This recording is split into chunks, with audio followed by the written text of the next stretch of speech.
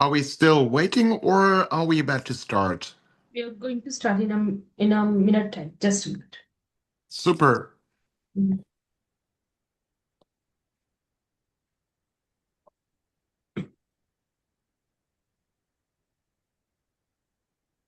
Good morning, good afternoon, and good evening, everyone.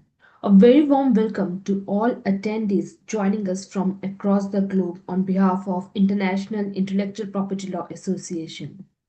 It is my pleasure to welcome you to today's insightful webinar on AI economic data as a raw material and a new property regime. As artificial intelligence continues to reshape industries, the role of data as a core economic asset is becoming increasingly. Today's discussion will explore how data is not just a resource but a new form of value, raising important questions around ownership, control, and legal framework. I'm truly honored to have a distinguished speaker, Dr. Mark Nathman, who brings deep expertise at this intersection of law, innovation, and financial regulation. Dr. Mark Nathman is a senior legal counsel at ING Bank from Amsterdam and the co-founder of FlexHub Digital Group Berlin. With a strong academic and professional background in international law, Dr. Nathman has worked across leading global judiciary, including Germany, Japan, and China. Since 2019, he has been advising on payment regulation, banking innovation, and financial technologies, with a particular focus on how regulatory frameworks adapt to rapidly evolving digital ecosystem. Before we invite Dr. Nathman to begin, let's take a quick moment to engage with the audience. In your view, how should data be treated in AI economic? Please drop your answer in the chat. The option for you will be as a trader commodity, a personal property owned by individuals, as a shared or public resource, or as a regulated strategic asset. We'll definitely wait for your response. All right, before we formally invite our speaker, I would like to inform you everyone that you can post your question and answers in the chat bar and we will take it post this session. Thank you. Over to you, Dr. Nathman. Yeah, thank you so much for introducing me, and even more, thank you for having me. Um, Also, thanks to the auditorium to joining this webinar, and I'm really keen on your questions and the later on discussion on this. I think very impressive and important topic. So thanks for the introduction and a very warm welcome and good afternoon here from Amsterdam. Or I better should also say good morning, either good evening to the west or uh, to the east, depending on where you're joining this webinar. What I want to talk to with you about today is AI economics. So the data as a raw material, or the fundament of artificial intelligence, and this provokes in particular also questions on IP law and especially on a property regime. Actually, where does the question come from? Digitization and also the internet, all the developments we have been discussing and seeing in, let's say, the past 10 to 20 years, they highly rely on data. And now, since artificial intelligence is entering the game, and the rate of innovation goes tremendously exponentially up, data becomes even more the fuel for modern societies in the end, because our modern societies, they are already and will be even more looking towards the future, looking to 2030, 2040, whatever you might imagine. They will be highly running on the fuel data.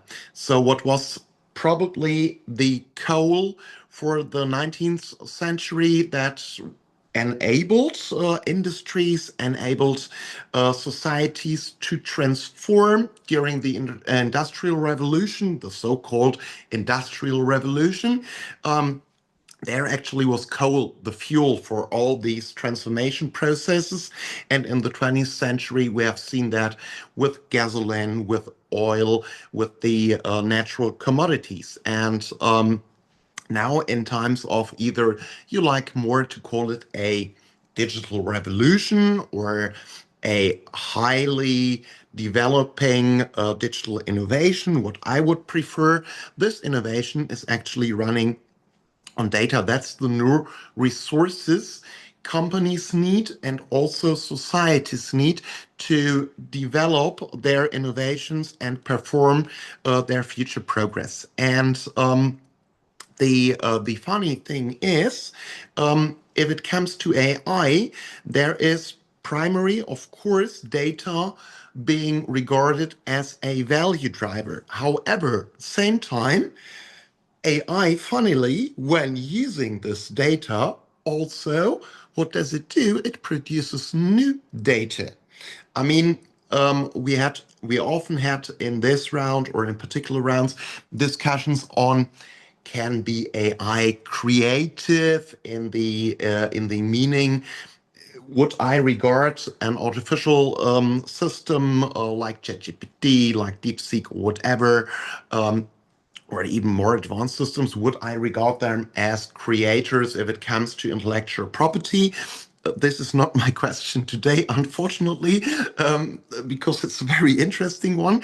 But the clue is it is again producing data, and the new produced data is somehow firstly closely related to already existing data in the internet, in our societies, in our minds, and it is using this data, combining this data, producing new data, either as an artificial paper, artificial intelligence created paper on academics, on a technical solution or whatever. So the system, if it comes to AI, is surprisingly somehow value adding itself, but is same time relying on existing and underlying data material, especially if it comes to training. I will touch that point a little bit later. It is highly important that you not have probably the best data, but the most data, because the best training you can do for your human natural brain or for an artificial brain in terms of AI to train it with all the knowledge that is around us, all the knowledge of the world.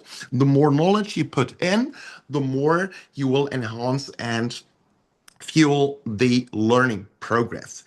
And this has ever been also sparking property disputes. And if we only focus on the, let's call it, era of high-level digitization, starting around the switch of the century, 20th century to 21st century, approximately more 20 years ago, we can see that in very important lawsuits, of course, in the end. But however, before and around that, also in legal discussions. And legal discussions mainly are also drivers for social discussions, because laws are usually made by the society. And where it came to property disputes, to big questions, one of the front runners was Napster in 2000. Napster is very interesting because those days it was a kind of what we now would probably call disruption, not in the real Schumpeter sense, but a disruptive event that a creative technology enabled possibilities that never existed before. And Napster, you all know the story, made the question pop up in the broader public: who owns digital goods? Or a little bit more over criticized, asked, is it allowed to steal digital goods, to steal music, to steal works, only because they are findable, uploadable, downloadable in the internet? And a related question popped up a few years later, 2005, the Google Books discussion. It has not been on books in particular. I mean, the conflict was also over digital contents. So, who is allowed to use, under what circumstances, context that is findable and kind of stored in the internet, non-technically speaking. And then, of course, we all know Netflix and use it on a daily basis, or Spotify or whatever.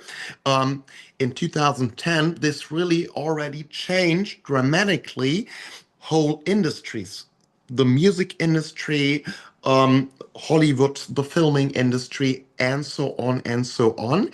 And this brings up the question, how does this impact property or ownership models, especially the classical music industries or ownership models? They are highly, highly challenged by things like Spotify, whatever.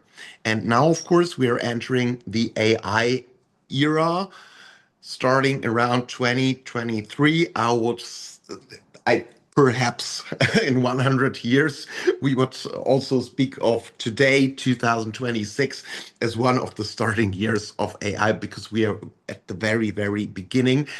But you see how quickly things are changing. So how tremendously scalable these models are, and how extremely scalable they, of course, make other business models that use AI. And one of the core questions in our, let's call it AI era, is who owns the training data? I mean, I set up a data farm or whatever and create my large language model, whatever, and train it with huge amount of data. Two questions. First of all, whom am I going to pay, or do I have to pay or ask somebody when using this data? And second question is the output, the training results. Who owns these training results? And ever have in mind, AI training is not like you are hiring, I don't know, 5,000 test engineers and let them fill out training forms, perform use cases, or whatever. That's not how the thing is done.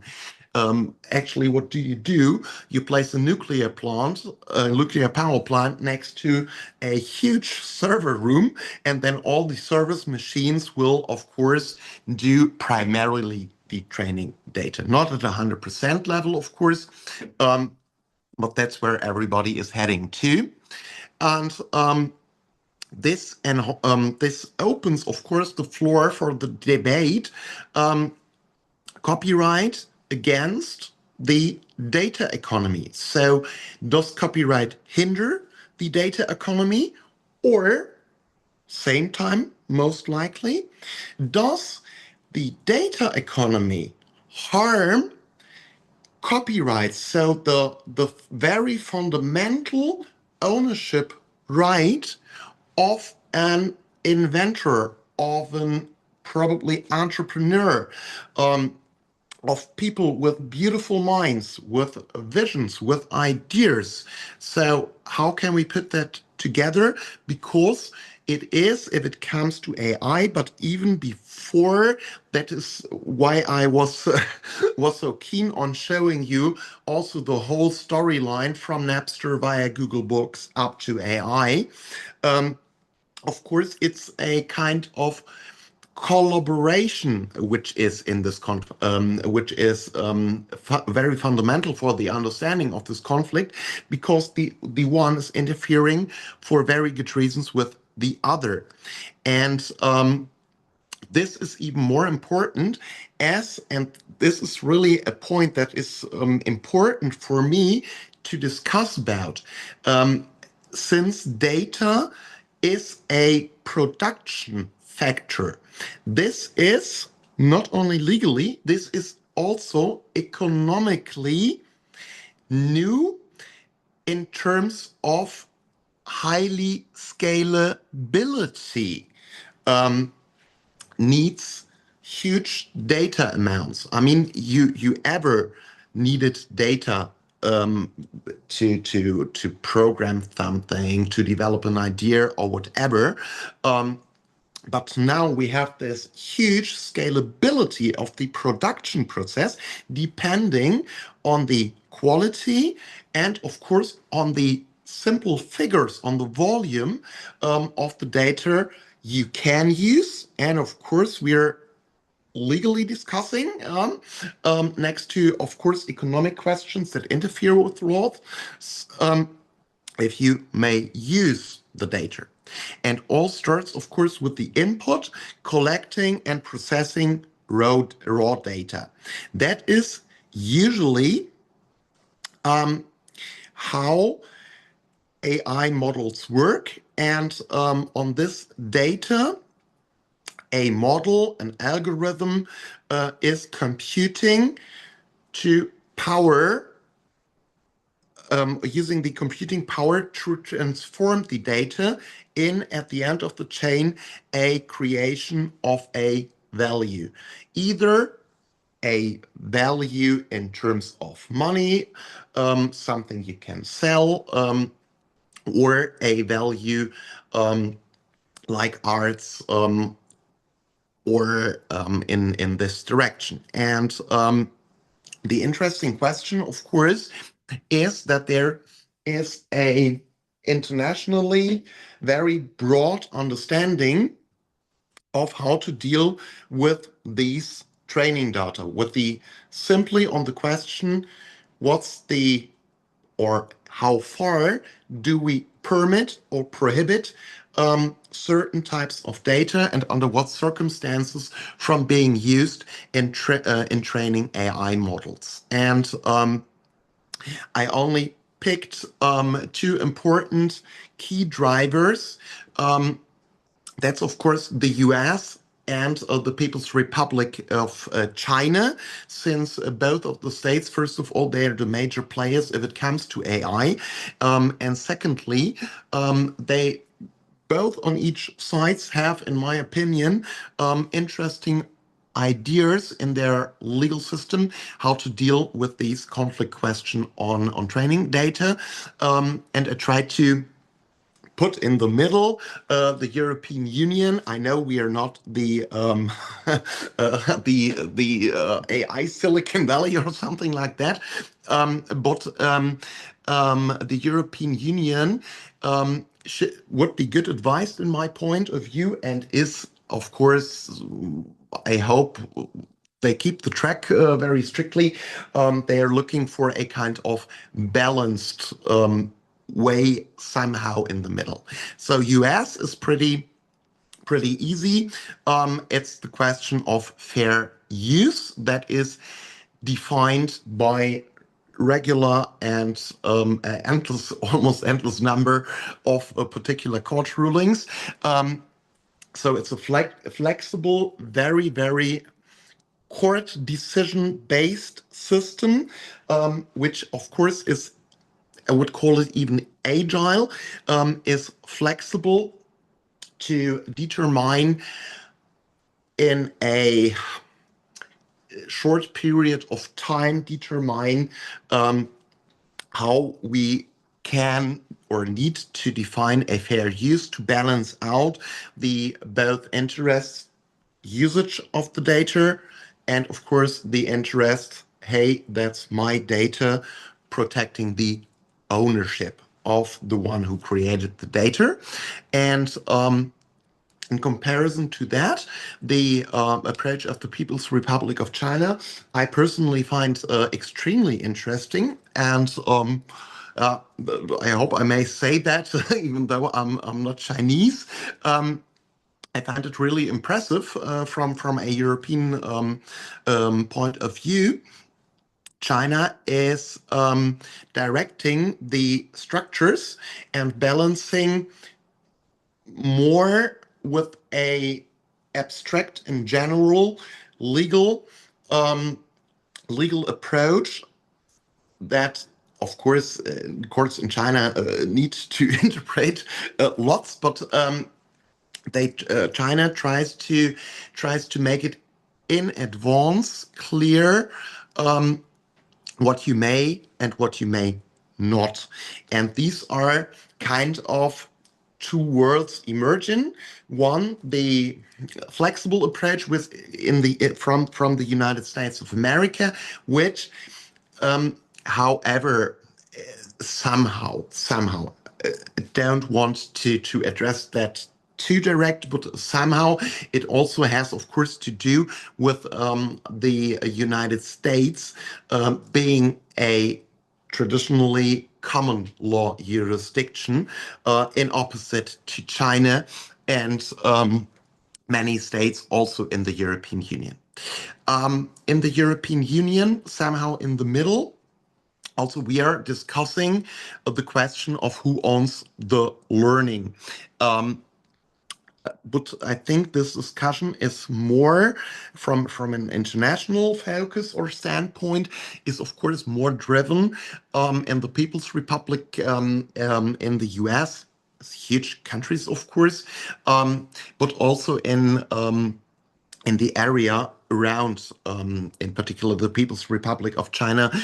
Think of all the tech hubs you will find outside People's Republic borders in and all over and across Asia. In the European Union, this question, of course, is discussed too, and there is a kind of turning point if it comes to the AI market. And this is a very important one because even though most of the creation work of these big LLMs, these big AI machines, these super machines like DeepSeek, ChatGPT, Claude, you name it, of course, they are developed for other reasons, not data resources, but really classical resources. Like oil and gas outside the European Union, because the creation of such models needs also huge natural resources or fossil resources, and the market situation, if it comes to energy supplies in the particular in the European Union, not the best in the world. However, the European market is quite interesting if it comes to AI because we have lots of use cases. Because what we are doing, if you would go to any European state, you would very clearly see that we are in many fields are trying to keep track with our international competitors, of course, and therefore we are especially transforming our large industries, also our large infrastructures, in a more modernized, digitized world. And there's only one chance if you don't want to fall apart totally.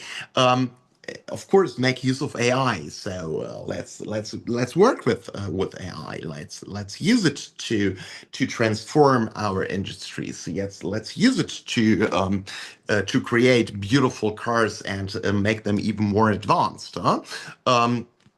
And therefore, of course, the AI market in the European Union, especially whether you look to the market from an investor side or from an entrepreneurial side. So should I enlarge my business and open a branch in a European state? Why not? I mean, we are here, we are waiting, and therefore the legal question on what happens when I'm training machines in Europe, when I'm using these machines, when I'm adapting the AI for certain use cases, what's the legal situation? And there, the court ruling from the European Court of Justice, C20 250 out of 25. This is kind of last milestone or step until now. I mean, the history is not over, fortunately, behind Napster and Google Book decisions, since it shapes the economic architecture of AI development. And I would see the parallel to the Google Books and Napster and these questions that led to leading decisions of courts. And the interesting thing is in this ruling is the definition of use, because usage or use, if you define use, it's a key question on deciding on either legal or illegal or usable data or non-usable data. And of course, all the questions, what do I have to perform steps, whom do I have to ask, of course, whom do I have to pay when I use certain types of data for training, which really is the fundamental and a fundamental question if it comes to AI creation. And it's important to see clearly that these questions hit companies depending on their size, because IP protection for particular use cases or questions on may I use training data or am I prohibited from using certain training data, it works like kind of barrier for the market entry, especially if it comes to startups. And this is crucial because I this morning I read in I think it was in one of the European newspapers, that the high amount of new startup foundings is usually based on AI or AI enhanced business models. And the more you license, the more you especially globally license, the more you set up market entries, because you hinder others from gaining progress based on that particular data.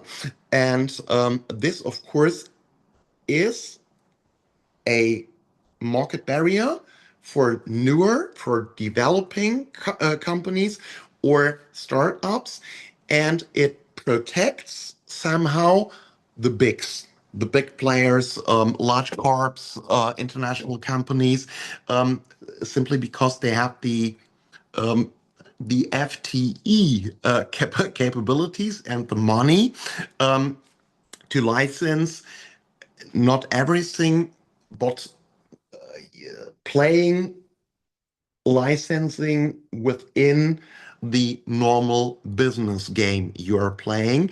And these capabilities, of course, are more and more missing the smaller the relevant company gets. And that is why transparency is kind of becoming an infrastructure. Transparency is, first of all, a fundamental requirement for given opt-out options, because if I don't know that somebody is using my presentation here for training use cases or whatever you might think of, I can only opt out if I know it. Theoretically, I can opt out in any case, but in practice, what I don't know, I won't opt out. And of course, it's a question that is very crucial for compensation, because compensation without transparency on the use, it will never work. I can promise you, without being an economist. And this, of course, since the relevance of the data, it will become even more critical than we actually might think of today. We will also quickly find very, very solid, robust monitoring systems for all that stuff, to probably opt out, to probably be compensated, and of course, looking on the story from the other side, so the trainer, the AI training user side, of course, I need to monitor, did someone opt out? Have I made everything transparent? Is a compensation needed or whatever? And there is, of course, secondly, from the institutional side, a kind of lag between institution and technology. I mean, if you look on the AI development between, let's only say between 2023 and 2026, when it really hit grounds and bustled through every part of our lives and our businesses. I mean, it was not exponential; it was explosive growth. And of course, regulation or legislation can't keep pace at 100%, but it's a question how quick you keep pace. Because first of all, regulation can go into both directions. You can enable business with clear rules. That is what businesses are expecting as an entrepreneur. I simply want to understand what are the rules, and hopefully the situation is clear for the overseeable future. On the other side, you can also prohibit some business models or whatever. You can, by regulation, by especially over-regulating things, hinder innovation. Anyway, I trust every legislator in the world is doing his best to find a way, somehow balanced mid-side approach, not regulating everything away, but also not. Is there a question? Sorry. Okay.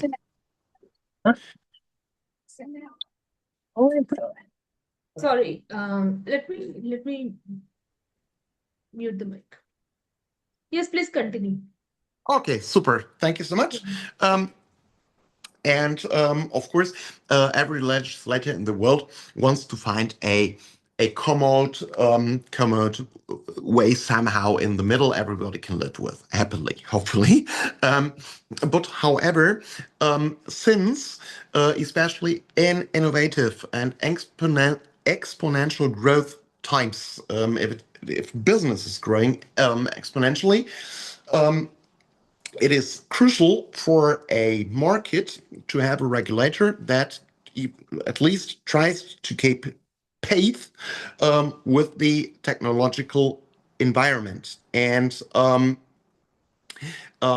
this is even more important since AI also brings new intermediaries into the market, and that is data platforms. They form a very fundamental but new market infrastructure, because this infrastructure is not yet existing. That's, of course, I mean, I need a creator, I need data platform, I need AI companies to stream and develop everything up, and of course the markets, this all forms the new market structure where particular use cases, particular models based on AI are built on. This leads to the core question: under what rules is AI created? So the boundaries, of course, is a clear new property regime. And the question is not, is AI allowed to use data? I mean, even the question is stupid. You won't hinder them. No chance. Huh? It's under what rules is AI created. So, and this, of course, comes together with the core conflict between ownership interest, data ownership interest, and training data and the ability to perform trainings and to develop AI. To put it into a nutshell and wrap it up quickly, what we are seeing, of course, data is the critical raw material of AI. I would say it's somehow possibly even more important than fueling the machines with power, because data is fundamental for that what AI makes thinking. It's an artificial mind. That's the idea behind. And of course, in your mind, to have a little bit oxygen and blood and whatever. I'm not a doctor, but you use your mind best if you trained yourself some data, reading books, listening to a webinar, whatever. And this, of course, shapes, if it comes to AI market architecture, ownership issues. And the problem you're dealing with on an international standpoint, and of course somehow AI must it can't be, or it hardly can be national, because I mean the data sources is in the end the internet, and this is there you already hear it, is international, and that's a thing that also pops up as varying ownership frameworks due to, of course, various and international differences if it comes to legislation. And I think the court rulings that will step by step outline the big red strings we can focus on and slightly adhere, they will, or they are becoming a key question for the future, and therefore it's highly recommendable also to have a closer look and a continuous look, of course, on major rulings in the United States, on major rulings in China, on decisions of the European Court of Justice, of course. And now, of course, it's up to you to ask your questions or opinions. Very happy to have a discussion on that.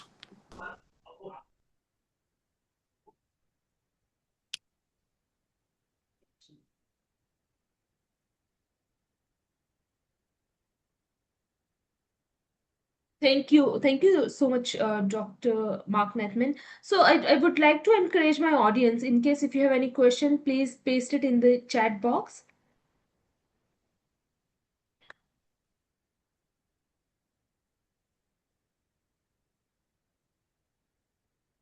So audience, do you have any question related to this webinar?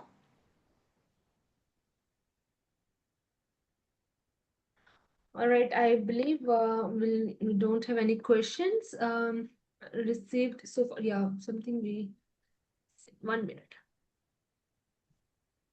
All right. So, Mark, can you see the question in the chat box? How do you see the No, recent AI data? I'll try to open Uh-huh. meeting link chat. So let me read the question for you in that Oh case. yeah, thanks. That's good.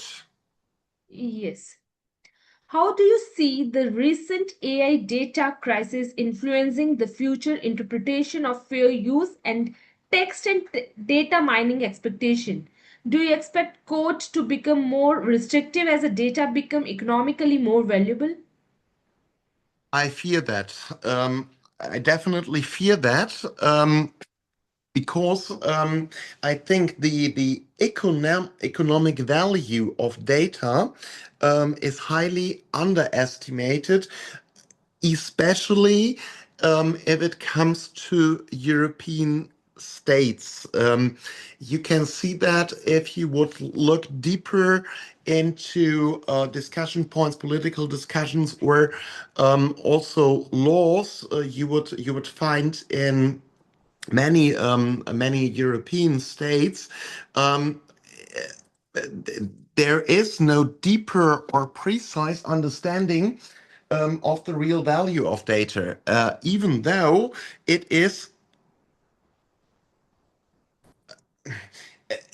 firstly easy to understand and secondly is easy to measure. Also, I mean, um, calculate how much money Facebook is earning when you're seeing an advertisement in your account, and due to that, we have another interesting development or interesting situation in the United States of America.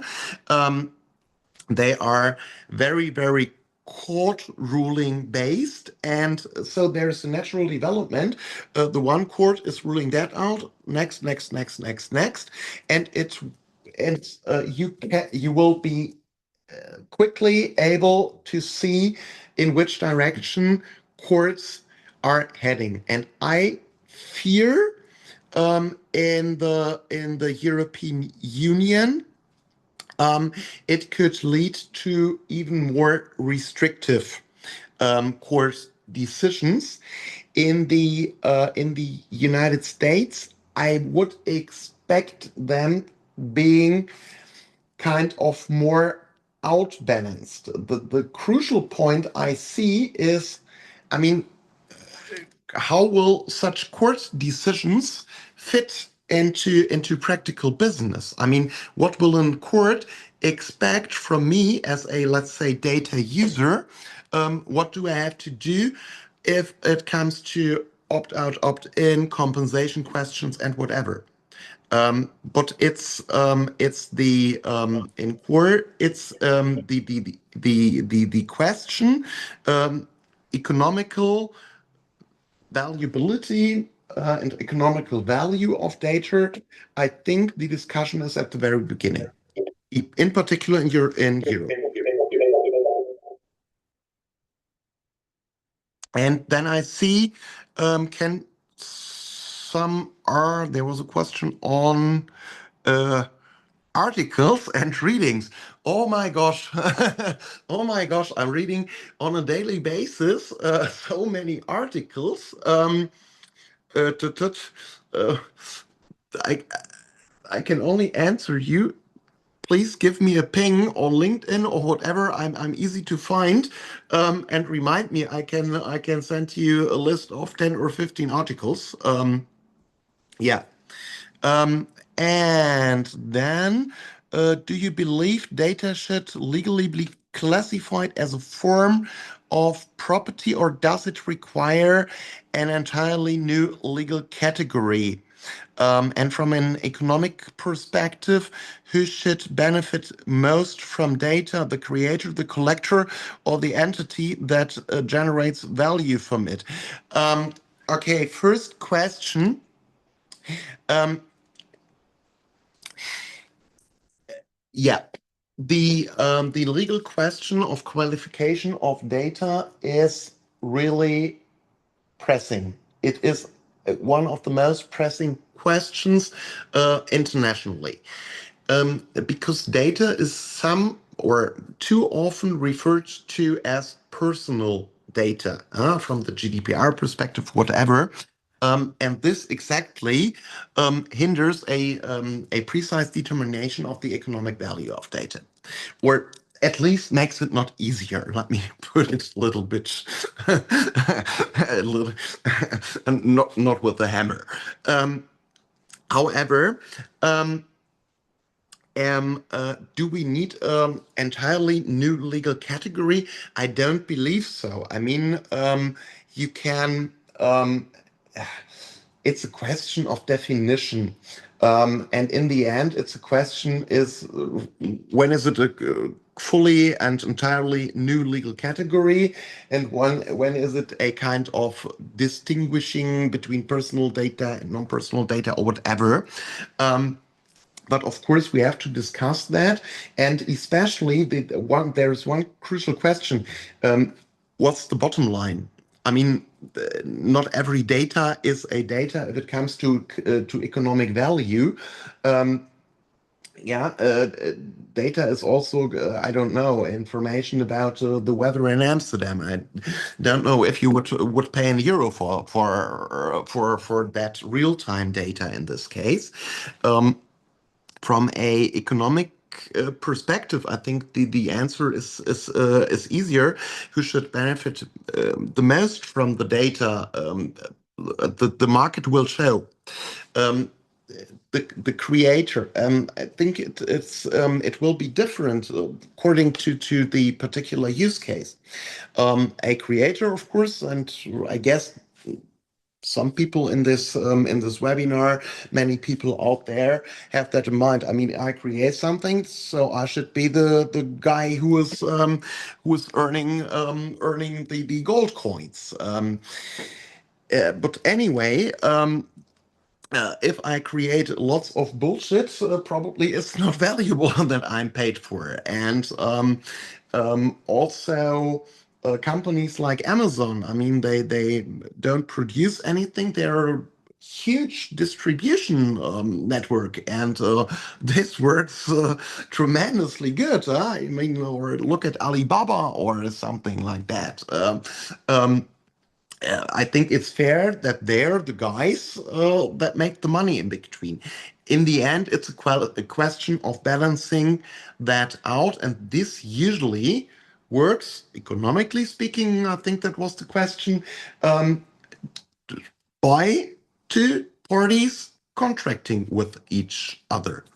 And if you're contracting with each other, you're also contracting the price, and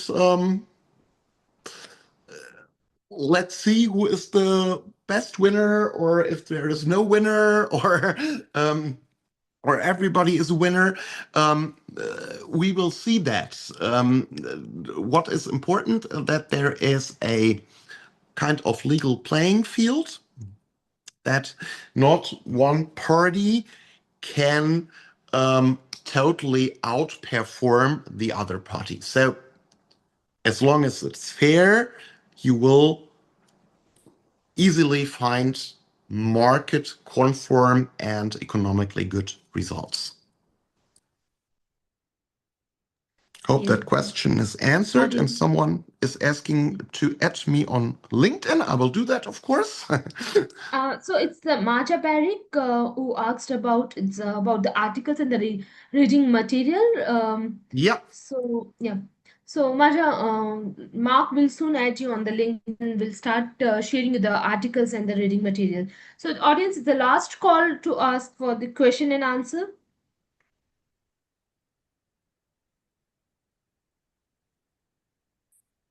All right. I think it's thank you, Dr. Mark Methman, for sharing your experience and valuable perspective with us. So before we conclude, I would just wanted to announce about the 30th edition of International Intellectual Property Law Association Conference in US, which is going to held on 21st and 22nd September in Palo Alto. So join in the heart of Silicon Valley for high impact networking, insightful panel discussion, and thought leadership session with the industry experts from around the world. So as we come to the end of today's session, I would like to thanks to our audience, attendees for your active participation and engagement. Look forward to welcoming you again in an upcoming session. Have a great and wonderful day ahead. Thank you. Bye-bye. Thank you.